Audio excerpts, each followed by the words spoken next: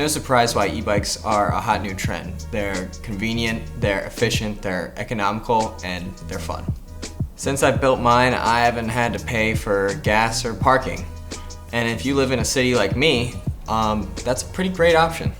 So what I'm gonna do is break down my e-bike build and show you all the parts and accessories that I use to build this bad boy back here. And by the way, all the parts and accessories will be linked in the description below. So first off is constructing the bike. I chose a cheap, Huffy beach cruiser from Walmart. I liked the aesthetic and it was the cheapest bike they had. For this build, you're gonna need a bike that has 26-inch tires, which is pretty much the standard for any road or mountain bike. It looks great, it works great, but there were a couple downsides to choosing this frame. One of the downsides is that it's a single speed bike, which if you're using the motor for the most part, that shouldn't really matter. But if you want to use it for regular biking too, that's something to consider. Also with this frame, there's no mounts for disc brakes. Disc brakes are pretty much the highest standard for bike brakes, which when you're using a high-speed motor is probably the best call, but personally I just threw some caliper brakes on the front and rear in tandem with the coaster brakes built into the bicycle. Alright, now to the main components that turn this into an electric bike. First off is the motor. I'm using a 48-volt hub motor built into the front wheel tire. I bought it off eBay and it's been treating me super well.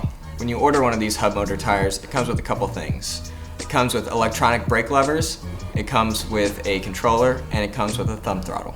Now let's talk about the battery. The battery I also bought off eBay and it's made for scooter type vehicles. It's a 48-volt, 750-watt battery. The great part about this battery is that it comes with a key ignition, so you can only start it up if you have the key. As far as accessories go, the biggest one is this rear rack back here. Inside, I have mounted my battery, I have my controller, and I have all my wiring. Plus there's pockets on the side, there's elastic pull cords on top to mount things, and there's also safety reflectors, which is a plus. I also have a waterproof pouch mounted to the front of me. That's just stuff you can put your keys in, your phone, stuff like that when you're riding.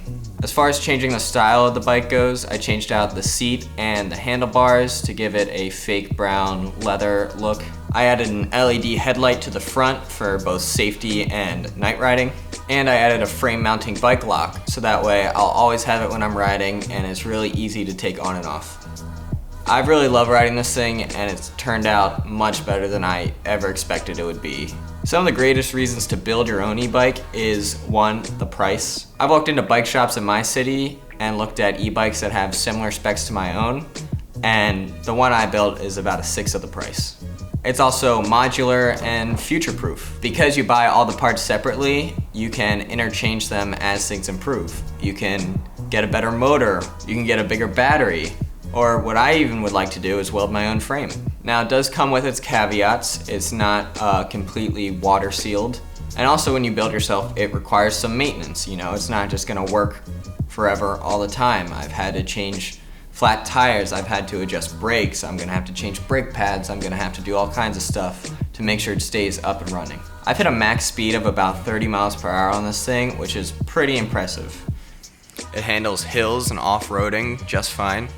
As far as mileage goes, I've never really pushed it to its limits, but I can say I've charged it overnight, took it out the next day, and ran it multiple times all over the city, and I've yet to run out of battery. This may vary depending on what parts you choose, but depending on the motor and the battery, you can do some mathematics to figure out how many milliamp hours you can get out of it. But overall, I absolutely love this thing. I've been riding it every day. I've barely even touch my car anymore. It's really changed how I get around the city and it's just a lot of fun.